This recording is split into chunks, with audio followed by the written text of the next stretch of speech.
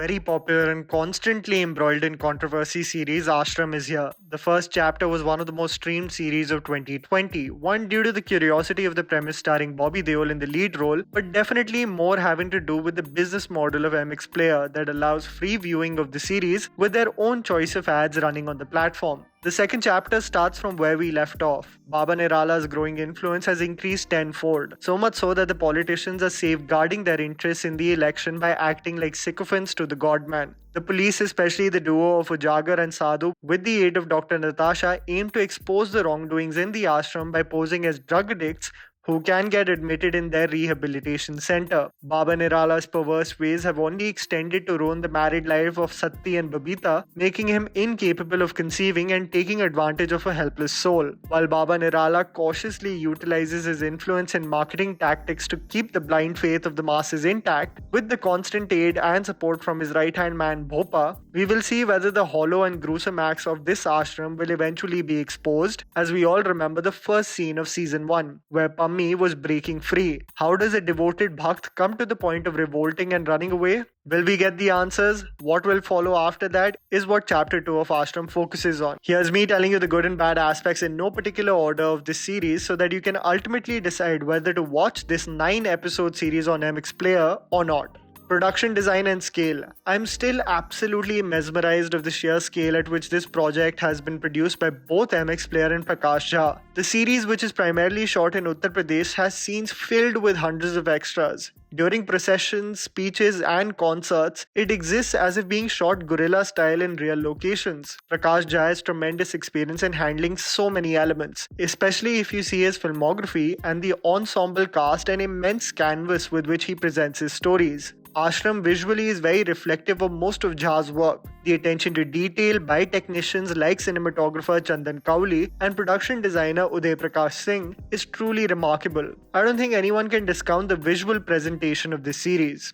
Minor details. There are many elements that will stick out like a sore thumb in the second chapter of Aashram. This is of course because the OTT viewing experience makes you look at the finer details with a sharper lens, but also because of the convenient screenplay of this chapter that makes you question the logic and point out the loopholes in the story. Even though the scale in which Aashram is presented is to marvel at, you can clearly tell in large crowds the computer-generated audience that moves in robotic unison at the far end. People who have ever played FIFA and noticed the way spectators are presented will know exactly what I'm talking about. At certain points of time, you will notice characters who have been introduced into the system to pause and for a change to self-reflect as injustice is being carried out.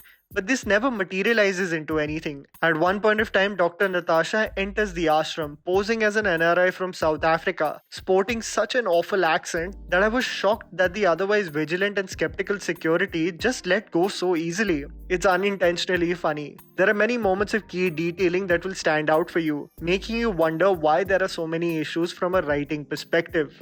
Performances. An aspect of the series that still hasn't changed are the convincing performances of the ensemble cast. Aditi Pohankar, according to me, is a standout performer of Chapter 2. There is one sequence especially where she is in an awful predicament. She breaks down looking at herself in the mirror, uncontrollably splashing herself with water, making her question all the flowery images she had of the ashram and its people. Aditi, an actor that I was really impressed with the Netflix series, she has done a brilliant job, especially being a Maharashtrian pulling off the role of a wrestler from UP, but even more so her emotional arc in Chapter 2 showcases her ability as a performer. While Anupriya Goenka as Dr. Natasha and Sati played by Tushar Pandey had more to do in the first chapter, they are more or less forgotten in the grand scheme of things in Chapter 2. I was extremely annoyed by the character arc of Trida's character Babita. She does as is required in regards to the written material, but I'll come to her character later. Similarly, Sachin Shroff as Hukum Singh and Anil Rastogi as CM Sundarlal are convincing in their roles. The cop duo of Darshan Kumar and Vikram Kochar lend the same natural performances as they did in Chapter 1, and Chandan Roy Sanyal as Bhopa keeping this sinking ship in place as the executive head is brilliant. His scenes with Baba Nirala, especially behind closed doors where he can casually swear and speak his heart, are some of the best scenes. The only notable change I saw pleasantly was finally Bobby's character was more menacing, animated and expressive. While in the first season the demeanor and body language was performed with conviction, the personality was still trying to come out of its shell, and Baba's devilish ways are expressed fully in Chapter 2 and hauntingly well by Bobby Deol. Mind you, an actor that has never in his career played such a deplorable character.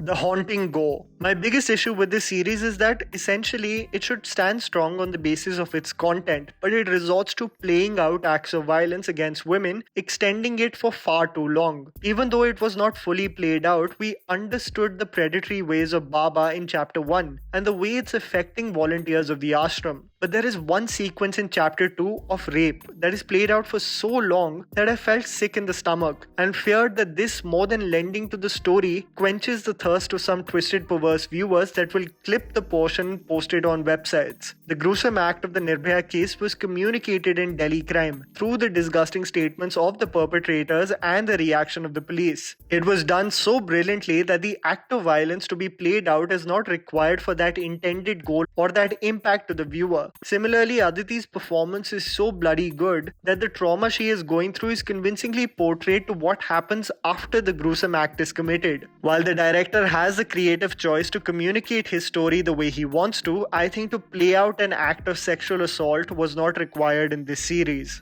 Canvas of opportunities. What I loved about season 1 was that it provided a bird's eye view to how the masses react to figures of influence, all on the basis of feeling, and how this inadvertently becomes the gospel truth in everyone's eyes. To carefully point out the marketing tactics and invasive ways of seeping into the subconscious of the masses is something very few people can point out. This is something that was highlighted in season 1. Sadly, we get more of the same thing in chapter 2. Other than the people just being enamored by the image of the Baba and the so-called benevolence he showcases, as the trailer pointed out, chapter 2 explores the distribution of laddus, or drugs that keeps the masses hooked. Chapter 2 only scratches the surface of extending what was brilliantly established by season 1. We had a brilliant canvas of Babita becoming the second in command, the police officers going in disguise in the premises, the politicians using their clout that constantly oscillates. But we somehow, as the end came near of chapter 2, were left with the same reaction of season 1, wanting for more.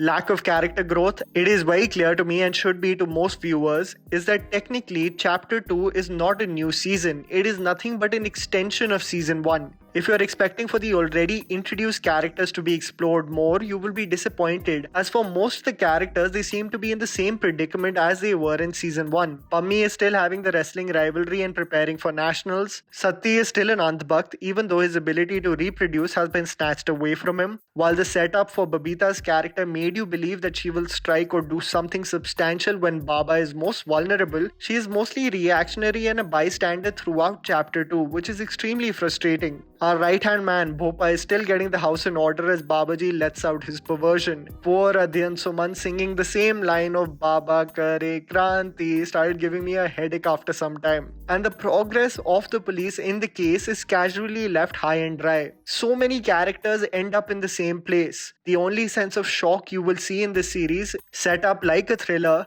is in the last episode, perfectly set up for another season, which makes me come to the conclusion that this is not season 2. It is just an extension of season 1, which had 18 episodes. The real action and drama will only take place after this. Do not expect to be blown away. The 9 episodes of chapter 2 are just a setup to extend the world in what will technically be its season 2 in the future.